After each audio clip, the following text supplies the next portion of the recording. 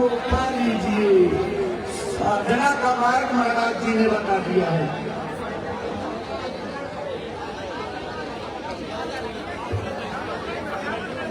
भाई बहनों, तीसरी क्रिया महाराज जी ने बताई भजन की। भजन किसको कहते हैं? भजन संस्कृत की भज धातु से बना हुआ है। इसका मतलब होता है भागना। इस संसार से भाग चलो, माया मोह के देश से भाग चलो, काल और माया के चंगुल से भाग चलो, विषय भोग वासनाओं कामनाओं इच्छाओं से भाग चलो। इस संसार की नाशवान वस्तुओं को संग्रह करने की भावना से भाग चलो। कहाँ भाग चलो? अपने घर की ओर, अपने सच्चे वतन की ओर, अपने सच्चे मालिक के पास, अपने सच्चे पूर्ण परमात्मा की ओर। कैसे भागोगे? भजन के बाद। भजन कैसे करोगे? अलथी पलथी मार के बैठ जाना, एक कोई ऊंची कड़ी तकिया दोनों घुटनों पर रख लेना, उसी तकिया पर क्यों टिका करके अपने कानों को बंद कर लेना। मान लो आप ऐसी जगह हो तकिया नहीं मिल रही, तो बड़ा सरल तरीका है, अपने दोनों पैरों को आगे की ओर ऐसे बढ़ा देना। ये घुटने अपने आप ऊंचे हो जाएंगे। इन्हीं घुटनों पर दोनों पिहुलियों को टिका लेना और तर्जनी अंगुलियों से दोनों कानों को बंद कर लेना। कान क्यों बंद कराए जाते? कान इसलिए बंद कराए जाते, बाहर के शोरगुल की आवाजें अंदर की आकाशवाणियों को सुनने में कोई बाधा न डाले, कोई डिस्टर्बेंस न करे। जब आप रोज रोज अभ्यास करके इस खोपड़ी की सिधाई में ऊपर ध्यान दे करके आवाज को सुनने की कोशिश करोगे, तो कुछ दिन अभ्यास करने के बाद बड़ी दूर से बारीक छनती हुई आवाज प्रतीत होगी। जैसे जैसे अभ्यास बढ़ाते जाओगे तो आवाज तेज होती जाएगी और नजदीक मालूम पड़ेगी, जैसे कोई सीटी बजाता हो। अंत में मंदिर में जैसे घंटे घड़ियाल बजते हैं, इसी तरह की घनाघोर आवाजें आपके मस्तिष्क में बजने लगेगी। इतनी जोर की बजेगी, एक बार भी आपके धीरज टूटने का मौका आ जाएगा कि कहीं मेरी खोपड़ी न फट जाए। ऐ भाई बहनों, घबराना नहीं, अपनी हिम्मत से हारना नहीं। परमात्मा के रास्ते की एक कसौटी है, इस पर भजन मत छोड़ देना। किसी की खोपड़ी फटती नहीं है, केवल डरवाने के लिए आपकी शक्तियां आपको बाधा डालने के लिए, ताकि आप भजन छोड़ दो। खोपड़ी फटेगी नहीं, बर्दाश्त करने की आदत लाओ। उन आवाजों को सहन करना सीखो। सहन करते करते जब उन आवाजों में आप एक लय होने लगोगे, मिलने लगोगे, शरीर को भूल जाओगे, उन्हीं आवाजों का रूप बन जाओगे, तो कितना बड़ा दूसरा चमत्कार आपको देखने को मिलेगा। जैसे जंग रहित लोहा को चुंबक अपनी तरफ खींच लेता है, ऐसे आवाज में बड़ा मैग्नेटिक पावर है, बहुत बड़ी अट्रैक्शन यानी आकर्षण शक्ति है। जब वो जीवात्मा को खींच करके अपने में चिपकाएगी, तो आवाज जीवात्मा को लेकर के उड़ेगी। कहाँ ले जाएगी? स्वर्ग लोक, वैकुंठ लोक, खंड लोक, ब्रह्मांड लोक, पार ब्रह्मांड लोकों में, और वहां पर वहां की लीलाएं दिखाएगी। ए भाई बहनों, ये विद्या कहीं मिलेगी नहीं, ये महाराज जी ने बताई है। और बिना इस भजन के किए आपका कल्याण नहीं है।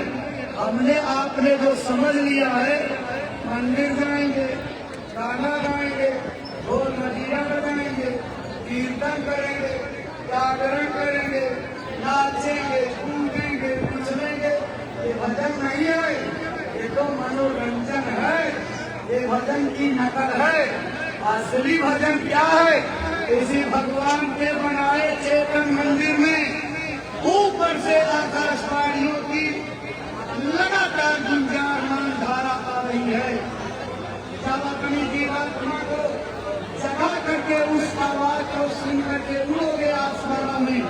तो राम भगवान के दर्शन होने लगेंगे। आपने देखा सारी जिंदगी पूजा पाठ करते मंदिर जाके बीत गया, देवी देवता की पूजा में चला गया, लेकिन आज तक किसी देवी देवता की झलक नहीं मिली।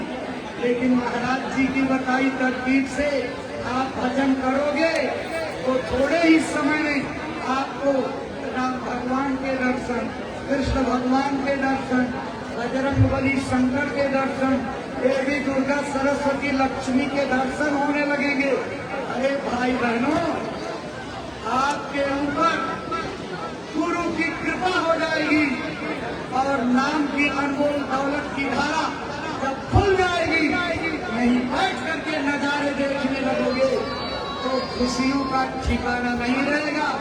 शंकर भगवान जब इस आवाज को पा करके मशगूल हो गए तो डमरू बजा करके तांडव नाच नाचने लगे और आपने अपने निजी स्वार्थ में, जिह्वा के स्वाद में उस महाविभूति को बदनाम कर दिया कि भगवान शंकर धतूरा भांग राजा खाते पीते थे। बिल्कुल गलत है, झूठ है। शंकर भगवान कोई धतूरा भांग राजा नहीं पीते थे। आपने इसी को आधार बना करके इस समाज के तमाम लोगों को गजेड़ी और भगेड़ी बना दिया, भगवान के नाम के नशे से दूर कर दिया। आज वो रास्ता मिल गया है। अगर भगवान शंकर वाला नशा आप भी पीने लगो तो जो शंकर भगवान की गति थी आपकी गति हो जाएगी। उनके माथे पर दूध के चंद्रमा की आप कल्पना करते हो, आपके अंदर दिव्य दृष्टि खुल जाएगी, वही दूध का चांद आपके माथे पर आ जाएगा। जो शंकर भगवान की ताकत थी वही ताकत, वही शक्ति, वही पावर आपके अंदर आ जाएगा। उनके बराबर दर्जे पर पहुंच जाओगे। इतनी बड़ी विद्या अब आप न करोगे। आप बहुत लोग सोचते हैं अभी थोड़ा समय है तो का मौज लेने दो, ये मस्ती यहाँ की पर लेने दो, बुढ़ाई मेला में भजन करेंगे। वारे चला आदमियों, इतने स्वार्थी हो। जिंदगी में दुनिया के शरीर के सारे काम जवानी में करोगे, पढ़ोगे लिखोगे जवानी में, शादी ब्याह जवानी में, गृहस्थी जवानी में, मकान बनाओगे जवानी में, नौकरी चाकरी जवानी में और सामाजिक काम जवानी में। केवल वही एक काम जिसका वादा अपनी माता के गर्भ में करके आए उसको तब करोगे जब लाठी लेकर के चलने लगोगे, जब आंखों से दिखाई नहीं पड़ेगा, झाइयां पड़ जाएंगी, कमर बैठने पर दर्द करेगी, रोटी दांत से नहीं कटेगी, तब क्या भगवान का भजन करोगे। इसलिए महात्माओं ने आपको सचेत करके बताया, है बहके हुए इंसानों, कर ले निज काज जवानी में, इस 2 दिन की जिंदगानी में। मेहमान जवानी जाती है फिर लौट कभी न आती है। भगवान इसी में मिलते हैं, क्या ढूंढे पत्थर पानी में। रे मूढ़, इसे मत खो देना तो किससे और कहानी में। इतनी अनमोल मानव शरीर पा करके मौज मस्ती में, खेल तमाशे में, मोबाइल की स्क्रीन पर मत गवा देना मनोरंजन में। अपने जीवन की सांसों का उपयोग करो और अपना काम बना लो। ऐ भाई बहनों, आज महाराज जी ने बड़ी कृपा करके आपको भगवान को पाने का, जीते जी दर्शन करने का, दिव्य दृष्टि खोलने का, देवी देवताओं से मिलने का रास्ता बता दिया है। अच्छे काम में विलंब मत करना। यही बहुत से लोगों की दुकानें लगी हैं, 108 दाने वाली माला खरीद लेना और आज ही से जा करके घर में भगवान का भजन शुरू कर दो। कुछ ही दिनों में आपको लगेगा कि वास्तव में हमको महात्मा मिल गए। अब तक तो हम भटक रहे थे। जब महाराज जी की बताई तरकीब से भजन करोगे तो यही महाराज जी आज जिस मुद्रा में बैठ करके आपको भगवान के भजन का रास्ता बताया है, उसी मुद्रा में आपके अंदर मिलेंगे। आपकी अंगुली पकड़कर मंडलों पर मंडलों की सैर कराते नजर आएंगे। तब आपकी बुद्धि में समझ में आएगा शक्ति क्या होती है, गुरु की पावर क्या होती है। गुरु महाराज इनको कितनी बड़ी दया दे करके गए हैं, क्या बना करके गए हैं। ए भाई बहनों, कभी कोशिश मत करना बाहर के आंख कान से, बुद्धि के तर्क वितर्क से, बहस और मुहावसा से महात्मा नहीं पहचाने जाते। उनकी पहचान तब होती है जब अंदर की आंख और कान खुल जाते हैं। आज आप महाभाग्यशाली, आपको अंदर के आंख और कान खोलने का रास्ता मिल गया है। आप अंदर के आंख और कान को खोल लीजिए, अपने आप समझ में आ जाएगा कि गुरु महाराज इनको क्या बना करके गए हैं। किसी तर्क वितर्क की, शंका संशय की, किसी प्रकार के अफवाह मुगालते में जाने की जरूरत नहीं पड़ेगी, किसी से प्रश्न करने की जरूरत नहीं पड़ेगी। अरे भाई बहनों, महाराज जी की बताई तरकीब से भजन कर लिया तो आप खुद त्रिकालदर्शी हो जाओगे। अपना भविष्य जानने के लिए किसी हस्तरेखा विज्ञानी के पास, तांत्रिक के पास अपने हाथ की रेखाओं को पढ़ने के लिए जाकर के धन और धर्म दोनों गंवाना नहीं पड़ेगा। आप खुद त्रिकालदर्शी हो जाओगे, भूत भविष्य वर्तमान के ज्ञाता हो जाओगे, दूसरे के मन की बातों को जानने लगोगे। इतनी बड़ी सिद्धि का मार्ग आज मिल गया है। दवा आपको दे दी गई है, खाओगे बीमारी चली जाएगी। और दवा ले जा करके टाट में रख दिया, अलमारी में रख दिया और फूटी पर टांग दिया तो आपकी बीमारी नहीं जाएगी। बताए गए और एक को भी नहीं करोगे तो और गहरा जाएगी। इसलिए अपने अंदर के छिपे हुए खजाने को खोजना है तो आज ही से जाकर के भजन शुरू कर दीजिए। अगर एक गांव से कई लोग आए हैं तो अपने अपने गांव में एक भजन केंद्र बनाइए। सारे नामदानी गांव के भाई बहन इकट्ठा होकर के सामूहिक साधना करिए। यही सामूहिक साधना प्रार्थना आने वाले संकट की घड़ियों से बचाएगा। आए भाई बहनों, आज के 50 साल पहले गुरु महाराज के उन वाणियों को याद करो जो सारे समाज में घूम घूम करके सुनाया करते थे। बज रहा काल का डंका, कोई बचने न पाएगा, बचेगा साधु जन कोई जो सत से नाव लगाएगा। सत्य क्या है, रामायण में लिखा मिल जाएगा।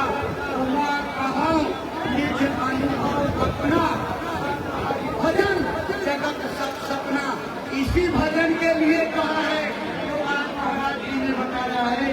इसी भजन से आपकी तकलीफें जाएगी। उठाइए अपनी रामायण को। रामायण की इतनी बड़ी चौपाई और दोहों का निचोड़ एक चौपाई में लिखा है, निज अनुभव मैं कहूँ खगेसा, बिनु हरि भजन न जाए कलेसा। ये नोट करके रखिए, बिना भगवान के भजन के कष्ट और क्लेश जाने वाले नहीं हैं। ए भाई बहनों, ये कर्मों का संसार है, कर्मों का अदला बदला सबको देना पड़ता। महाराज जी ने सत्संग में विस्तार से समझाया कि अगर भगवान राम और कृष्ण अपने कर्मों का बदला देने से नहीं बच पाए तो हम आप किस खेत की मूली हैं।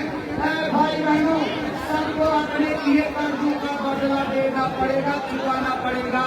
अगर किसी की अंगुली तोड़ोगे बदले में अंगुली तोड़ी जाएगी, आंख फोड़ दोगे आंख तोड़ी जाएगी, गर्दन मरोड़ दोगे गर्दन मरोड़ी जाएगी, छुरी और तलवार से गर्दन काट डालोगे आपकी भी काटी जाएगी।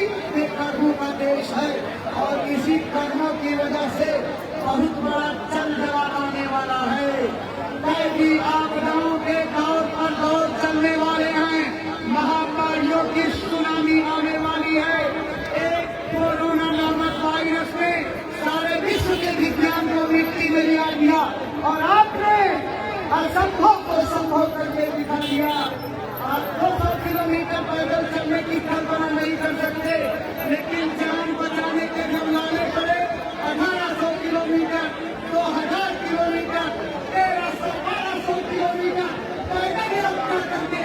को गोद में उठाए या अंगुलियों को छूटे। गाँव में आ गए, पैतृक गाँव में। अभी तो न जाने कितने कितने वायरस फैलेंगे, ये आपके कर्मों की सजा होगी। भाई बहनों, न जाने कब आसमान से अंगारों के गोले बरसने लगे। कहाँ छिपोगे, कहाँ बचोगे, कौन बचाएगा? ये निरंतर भीषण गर्मी में चलती तपती दोपहरी में हट करके महात्मा इसीलिए मेहनत कर रहे हैं। अब भी कुछ लोग भजन में लग जाओ, कुछ लोग राखी मालिक को याद करने लगो। इसी प्रार्थना और भजन से आपकी, आपके बच्चों की, समाज की, जातियों की, देश, मुल्क और दुनिया की बचत होगी। दूसरा और कोई उपाय नहीं है। इसलिए जल्दी करो, अपने अपने गांव में भजन केंद्र स्थापित करो। और एक काम महाराज जी ने सौंपा है, एक एक गांव की जिम्मेदारी मैं फलाने गांव को गोद लेता हूँ। और केवल इतनी जिम्मेदारी है, पक्का इरादा बना करके कि हम जिस गांव को गोद लेंगे उस गांव के रहने वालों को इतना समझाएंगे, इतना बुझाएंगे, इतना प्रेरित करेंगे, मांसाहार और शराब की हानियों से इतना उनको रूबरू करा देंगे। हमारे गोद लिए गांव में एक भी आदमी मांस, मछली, नहीं कर पाओगे। अगर राम राज्य का सपना पूरा करना है, आज महाराज जी ने आवाज लगा दी, आए भारत के बुद्धिजीवियों, आए समाज के अगुवाकारों, आए समाज के शुभचिंतकों, भगवान के पुजारियों, धर्माचार्यों, देवी देवताओं को इष्ट मानने वाले लोगों, यूनिवर्सिटी कॉलेज में पढ़ने वाले, पढ़ करके निकले छात्र छात्राओं और मानव समाज के सभी महानुभावों, मानव धर्म के प्रचार का पीड़ा उठाने के लिए धर्म का प्रचार करने के लिए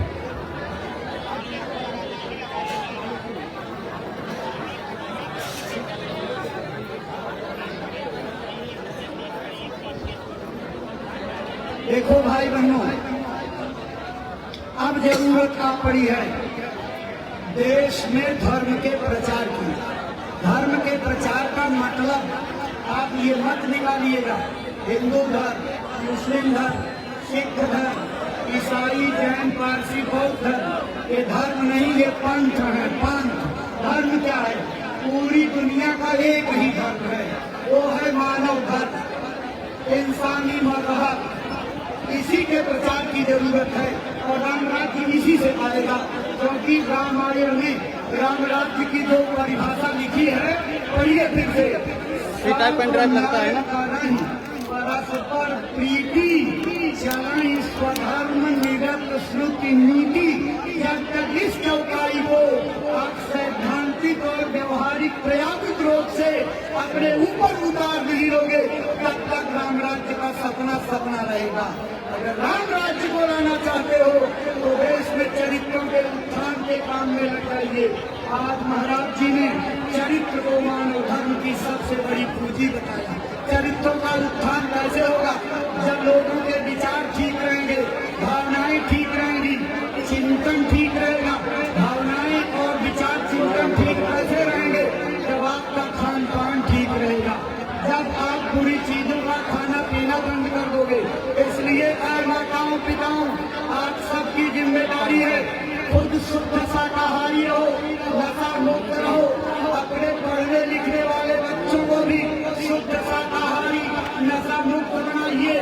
याद रखना, आपने अगर बड़ी तमन्ना लेकर के अपने बच्चे बच्चियों को यूनिवर्सिटी कॉलेजों में, मेडिकल कॉलेजों में और बड़े बड़े विश्वविद्यालयों में भेज दिया, वहाँ से डिग्री लेकर के आओ और वहाँ हॉस्टल में रहते हुए अगर गलत संगत में पढ़ करके बुरी चीजों को खाने पीने लगे, भाई बहनों, वो बच्चे आपकी थैली से निकल जाएंगे, भाई बेलम में आपके काम नहीं आएंगे और बाद में पछताओगे, भगवान को भी कोसोगे। हे भगवान, मेरी पोथी में ऐसे अवज्ञाकारी नालायक बच्चों को क्यों पैदा किया? अभी आपके हाथ में बात है। अपने बच्चों में अच्छे संस्कार डालिए। अच्छे संस्कार की शिक्षा की बहुत जरूरत है।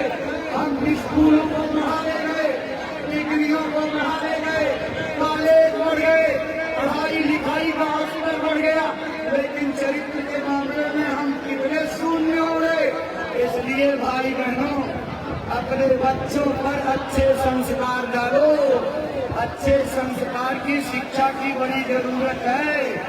भाई बहनों, अगर चरित्र चला गया तो इस देश में कुछ नहीं बचेगा, सब कुछ खोखला हो जाएगा। मैंने पढ़ा है, आपने भी अपने अध्यापकों से पढ़ा होगा, if wealth is lost, nothing is lost. If health is lost, something is lost. If character has been lost, all things has been lost. इसका हिंदी में मतलब होता है, यदि धन चला गया तो कुछ भी नहीं तो खोया, अगर स्वास्थ्य गिर गया तो थोड़ा बहुत ही खोया, कर्जे गिरा चरित्र तो सब कुछ चला गया, नैतिक पतन की राह पे बंदा चला गया। अरे भाई बहनों, इसलिए अपने अपने चरित्रों को, अपने अपने बाल बच्चों के चरित्रों को बचाने के लिए आप मुहिम चलाइए। अपने अपने गांव में शाकाहार और मांसाहार को बंद करने का अभियान चलाइए। आज इस 57 दिवसीय काफिले के समापन स्थल से हमारी जय गुरुदेव धर्म प्रचारक संस्था अपने मुखिया, अपने राष्ट्रीय अध्यक्ष पूज्य पंडित जी महाराज की अपील के हवाले से सारे विश्व से अपील करती है। अपने अपने देश की जनता को बचाना चाहते हो, बर्बादी और ठंडक में जाने से बचाना चाहते हो, तो सब लोग अपने अपने मुल्क में शाकाहार का और मद्य निषेध का प्रचार जारी कर दो और अपने अपने देश में हिंसा और शराब जैसे दुर्व्यसनों पर प्रतिबंध लगा दो।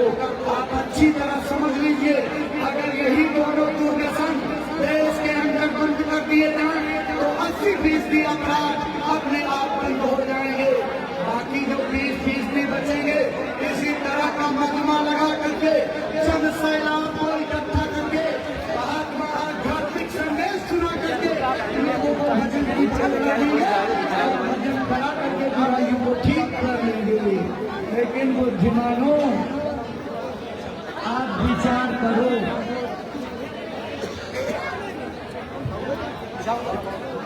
आप मंदिर में जाते हो, साफ सफाई रखते हो, दीपक चिराग जलाते हो, घंटा शंख और बाजे बजा करके आवाज करते हो, कीर्तन करते हो। अरे भाई बहनों, फिर से समझने की कोशिश करो, वो बोलता ढोलता मंदिर नहीं है, वो ईंट पत्थर का जड़ मंदिर है। लेकिन आपको एक मंदिर भगवान ने खुद बना करके दिया है। तेरे पूजन को भगवान बना मन मंदिर आलीशान। ये चलता फिरता मंदिर है, बोलता डोलता मंदिर है।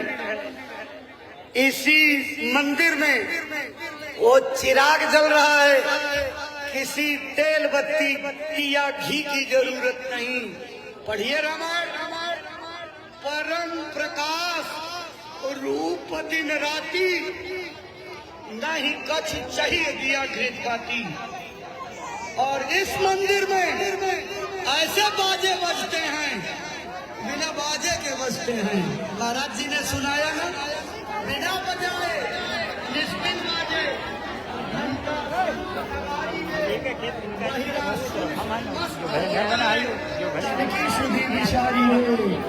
भाई बहनों, वो 6 लाख 36 रागिनियों की गुंजान इसी शरीर में 24 घंटे हो रही है। आप इस भगवान के चेतन मंदिर में कूड़ा कचरा मत डालो। किसी मांस का टुकड़ा आपके मंदिर में कोई डाल दे तो क्रांति पर उतर जाते हो, लड़ाई और झगड़ा करते हो।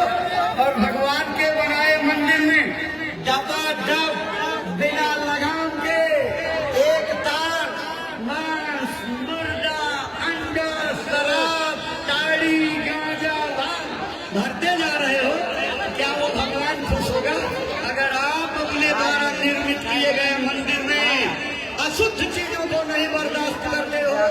तो समझ लेना वो भगवान ने इस मंदिर को बनाया है। इसमें अशुद्ध आहार डालोगे तो बहुत नाराज होगा, इतना नाराज होगा कि आपको ऐसी कठोर से कठोर सजा देगा, रोने का मौका नहीं मिलेगा। इसलिए अब तक जो गलती किया, लेकिन आज महाराज जी के संदेश को पा करके आप इस गलती को बंद कर दीजिए।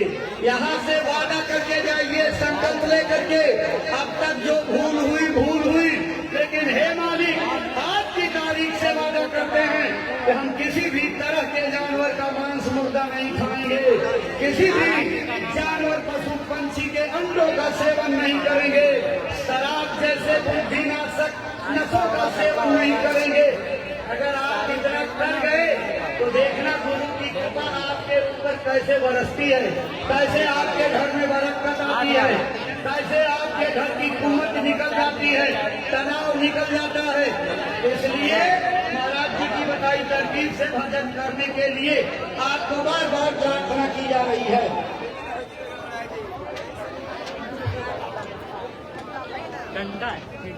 आवाज मत निकालिए, आराम से आइए, आवाज मत करिए, शांति से दर्शन करने आइए।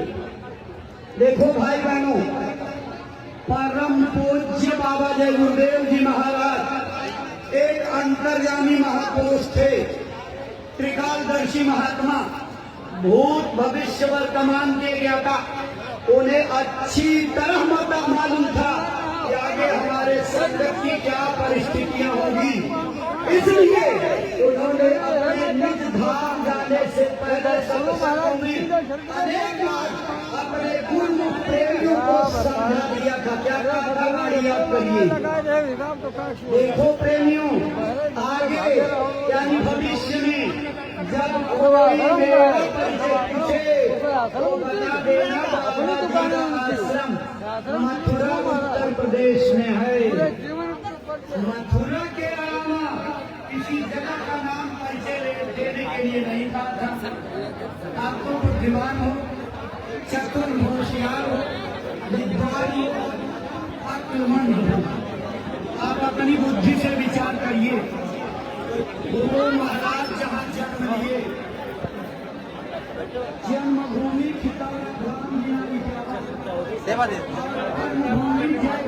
आश्रम मथुरा, ये दोनों स्थान गुरु महाराज की पावन स्मृतियों से जुड़े हुए स्थान हैं।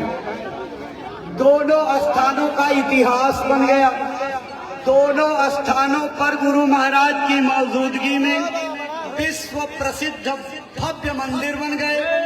सारी दुनिया के लोग दोनों मंदिरों को देखने, अपनी बुराई चढ़ाकर मनोकामनाएं पूरी करवाने और खितौरा धाम के अनामी कूप का अमृत जल लाइलाज मर्दों में फायदे के लिए ले जाते, फायदा उठाते हैं। अब गुरु महाराज के इस जन्मभूमि और कर्मभूमि इतिहास को कोई बदल नहीं सकता है। याद रखिए, जब तक मानवता रहेगी, धरती पर जीवों का भंडार रहेगा, आसमान में सूरज चांद सितारे चमकते रहेंगे, तब तक गुरु महाराज की जन्मभूमि खितौरा धाम जिला इटावा और कर्मभूमि जय गुरुदेव आश्रम मथुरा याद की जाएगी। आप गुरु महाराज के वचनों को फिर याद करो। गुरु महाराज ने कहा, मैं आज जो कुछ भी हूँ अपने गुरु महाराज की दया की बदौलत हूँ। आत्म कल्याण की जो दौलत आपको मिल रही है, ये मेरे गुरु महाराज की दी हुई दौलत है। मेरे गुरु महाराज को भूल मत जाना। याद रखो, अगर तुम मेरे गुरु महाराज को भूल गए तो मैं भी तुमको भूल जाऊंगा। तुम भारी मुसीबत में फंस जाओगे, फिर तुम्हारा ठिकाना कहाँ लगेगा। बड़े मार्मिक वचन हैं भाई बहनों। गुरु महाराज कह गए 25 दिसंबर 2001 से जय गुरुदेव मंदिर का देवता बरकत बांट रहा।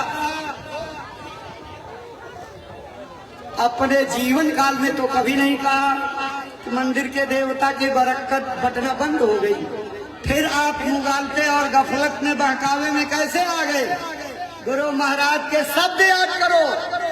युग जमाने बीत जाएंगे, शताब्दियां बीत जाएंगी, लेकिन मंदिर के देवता की जो बरकत बट रही है ये बटना बंद नहीं होगी। आखिरत तक, पीढ़ियों तक, शताब्दियों तक बढ़ती रहेगी और लोग इसका फायदा उठाते रहेंगे। भाई बहनों, उसी जय गुरुदेव मंदिर के लिए गुरु महाराज ने कहा कि मंदिर के मुड़ेर से यदि पंछी भी उड़ गया तो उसकी 84 खत्म, उसको मानव शरीर मिल जाएगी। अरे भाई बहनों, विचार करो, अगर मंदिर के ऊपर से उड़ करके गुजर जाने वाली चिड़िया की 84 गुरु की कृपा से खत्म हो सकती है, तो 3.5 हाथ का शरीर लेकर के आप मंदिर पर जाओगे, मत्था टेकोगे, भूल चूक गलतियों की माफी मांगोगे, 2 बूंद आंसू गिरा करके अपने गुनाहों को चरणों में चढ़ा दोगे, तो कितनी बड़ी दया होगी, वर्णन नहीं हो सकता। इतिहास गवाह है, अगर निचले दर्जों से उतरने वाली शक्तियों ने कि तगड़का अजामिल के पाप माफ कर डाले थे, तो मेरे गुरु महाराज तो अनामी महाप्रभु के अवतार, सर्वेश्वर, महाशक्ति, दया के महा से महासमुंदर थे। उनकी दयालुता का कोई वार पार नहीं है।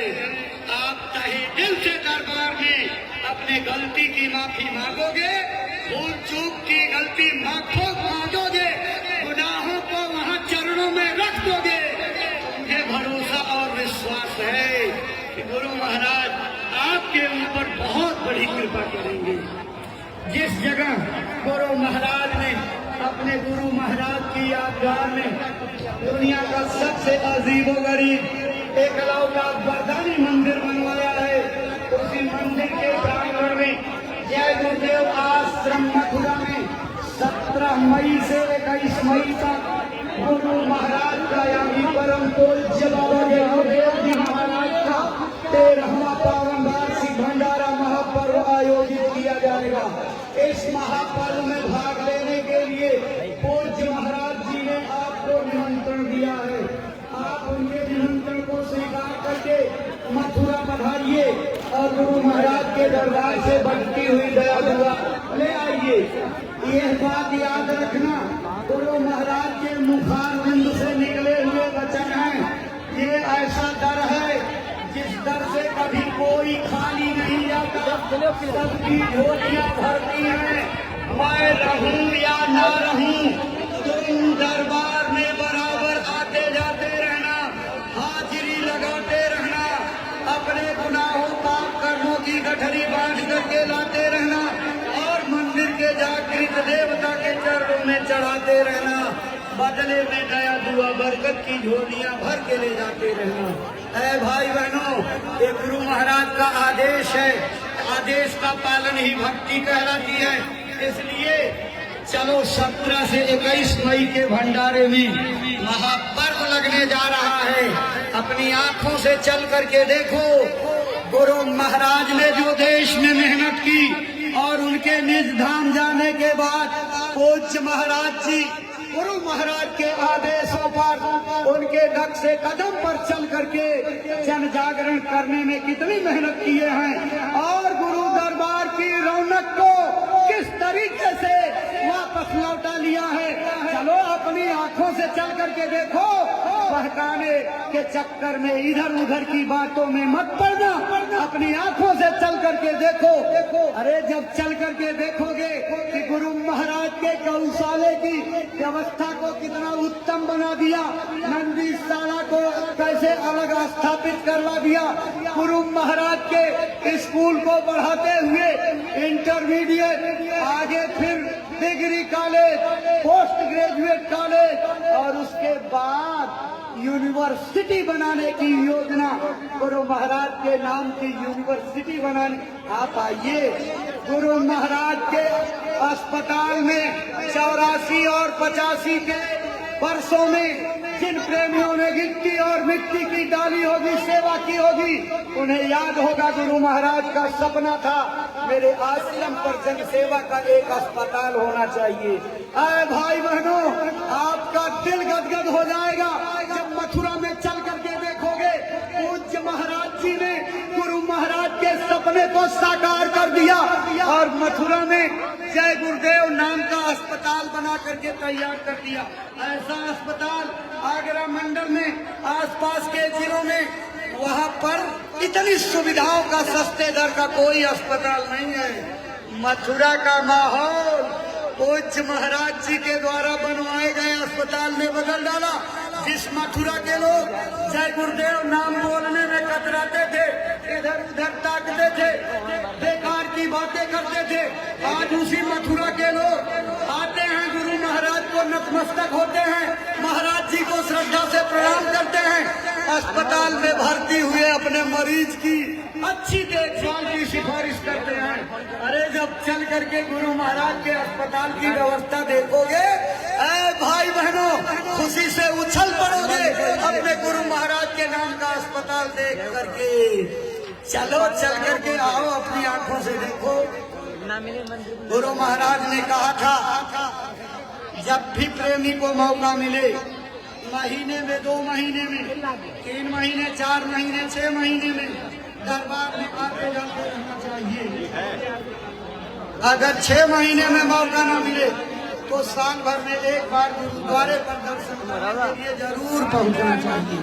अगर गुरु का भक्त, गुरु का प्रेमी, गुरु का नाम नामी, गुरु का बंदा साल में एक बार भी दरबार में हाजिर नहीं होता है तो उसको दोष लगता, मुक्ति मोक्ष नहीं होती। पूज्य महाराज जी ने आपको सत्संग में महात्मा कबीर की वाणी को याद कराया। उन्होंने लिखा है, बरस दरस ना कर सके ताको लागे दोष, कह कबीर दास की कभी न होए मोक्ष। इसलिए अब तक जो भूल हुई, लेकिन ये 17 से 21 मई तक जो गुरुद्वारे में जय गुरुदेव आध्यात्मिक सत्संग मेला होने जा रहा है, इसमें पहुंच जाइए और गुरु महाराज के आदेश का पालन करिए।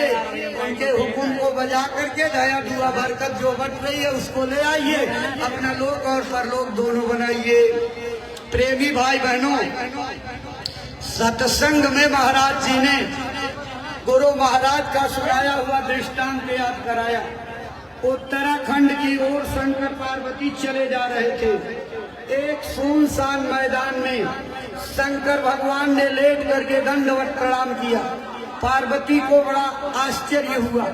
उन्होंने पूछा कि देवल देव मनुज नहीं कोई, मंदिर मस्जिद दीख न कोई चौकी चौरा पेड़ पालव कुछ नहीं दिखाई पड़ रहा है, अब किसको प्रणाम कर रहे हैं? तो शंकर भगवान ने पार्वती के प्रश्न का उत्तर देते हुए बताया था, क्या कहा था? पार्वती या भूमिका क्या करूं वर्णन भाग, 10,000 सन पहले संत रहे यह जात। हे पार्वती, इस भूमि की महिमा का वर्णन क्या करूं? आज के 10,000 साल पहले एक दिन के लिए एक महात्मा डेरा डाल गए और एक दिन का सत्संग सुना गए। एक दिन का डेरा डाल करके सत्संग सुनाने के कारण ये जमीन इतनी पवित्र है कि मुझे खींच रही है, खुशबू आ रही है, लौटने का मन करता है। घंटों लौटने के बाद दोनों प्राणी संतुष्ट होकर सम्मान के साथ उस भूमि को प्रणाम करके तब आगे जाते हैं। आप विचार करो, अगर एक दिन के सत्संग वाली जमीन अपनी पवित्रता को 10,000 साल तक बरकरार रख सकती, तो प्रेमियों, मेरे गुरु महाराज अपने मथुरा आश्रम पर अपने जीवन का 50 साल गुजारे, अपने चरणों से रौंद करके उसके कण कण को पावन बनाया, उसकी मिट्टी में पाप धोने के गुण डाल दिए सबको फायदा मिलता रहे, इसका संकल्प उसने डाल दिया। तो क्या 10-12 साल में उसकी पवित्रता खत्म हो गई? किस गफलत में हो, किस मुगालते में हो, किस भूल और भरम में हो? अरे भाई बहनों, गुरु महाराज के चरणों से पावन मथुरा आश्रम की जमीन शताब्दियों तक लोगों का कल्याण करती रहेगी। अरे गुरु महाराज की वाणी निरर्थक हो जाएगी? किस सपने में आप हो? गुरु महाराज ने कहा भविष्य में सारे विश्व का कल्याण जय गुरुदेव नाम से होगा, सारी दुनिया को शांति जय गुरुदेव नाम से मिलेगी। गुरु महाराज ने कहा ये जगाया हुआ नाम है। मेरे गुरु महाराज के जगाए नाम के बारे में पूज्य महाराज जी ने महिमा करते हुए बताया कि अपने गुरु महाराज जय गुरुदेव नाम का इतना बड़ा जहाज लगा करके गए हैं, अगर धरती के सृष्टि के सारे जीव चढ़ जाएं तो भी वो जहाज खाली जाएगा और सबको भवसागर से पार लगाएगा। भाई बहनों, अपने गुरु महाराज के वचनों पर भरोसा करो और ये निश्चित जान लो कल्याण गुरु महाराज की दया कृपा से होगा, इधर उधर से कोई कल्याण नहीं होगा।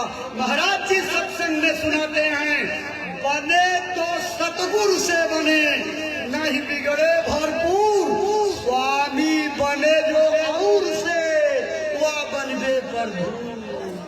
अब बुद्धिमान हो तो समझ जाओ।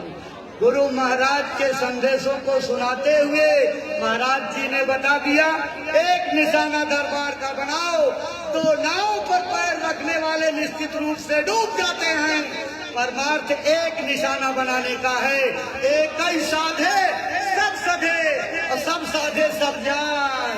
कई निशाने परमार्थ के मत बनाना, परमार्थ का अकेला एक निशाना गुरु दरबार का बनाओ, गुरु के वचन का बनाओ, आदेश के पालन का बचाओ। उनके हुक्म को बजा लोगे, आदेश पर चल दोगे, तुम्हारा कल्याण हो जाएगा।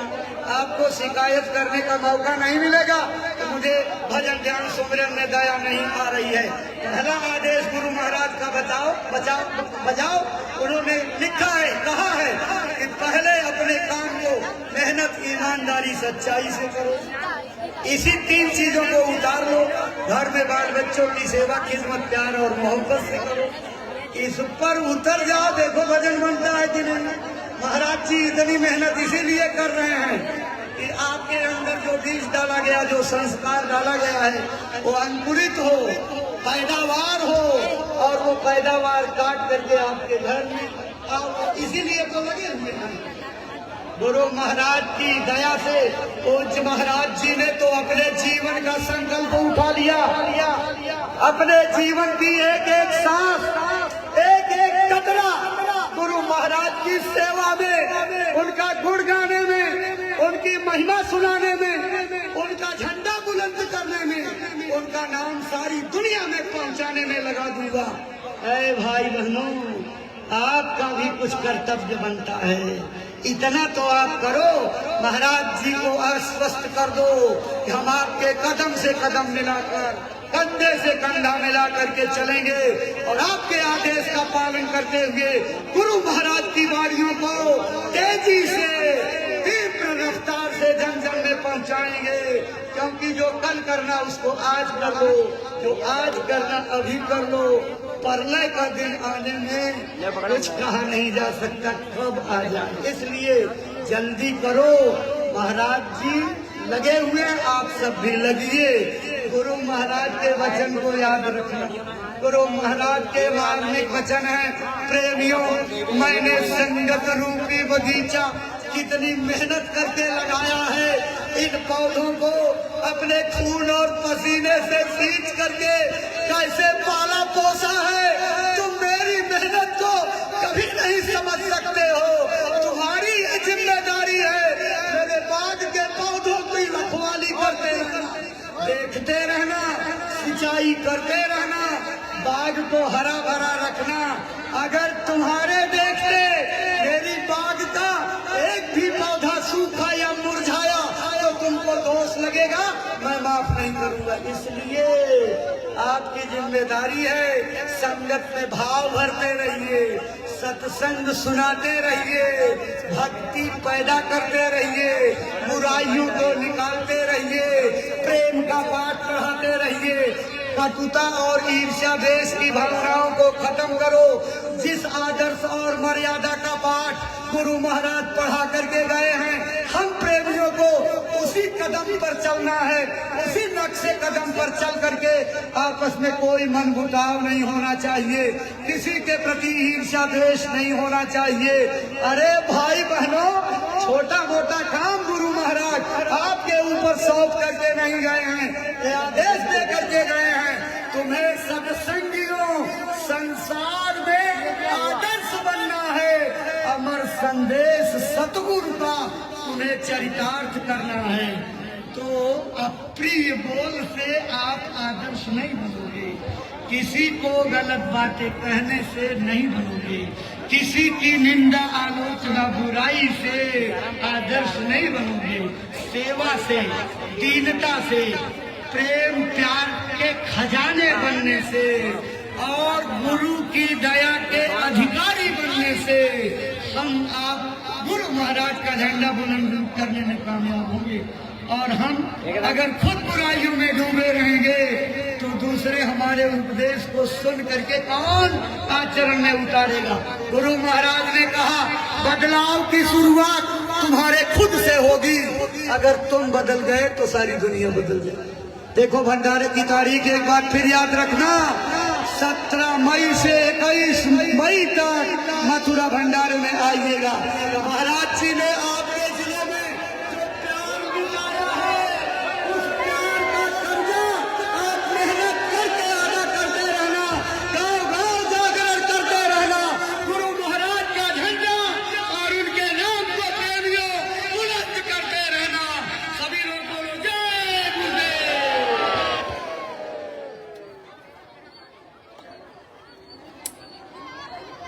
अनमोल, अनमोल, ला रहे हैं।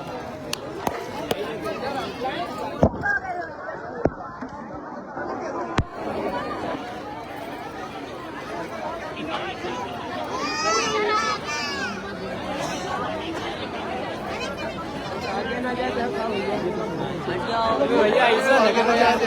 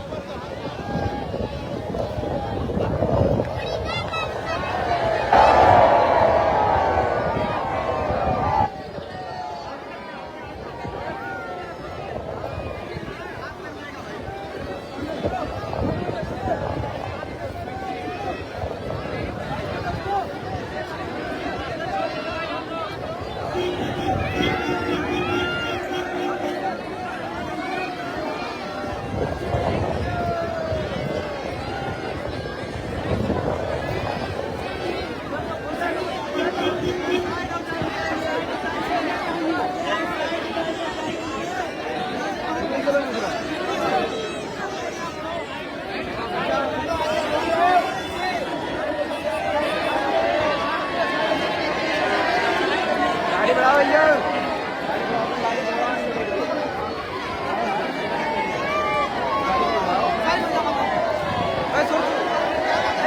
गाड़ी बढ़ा दी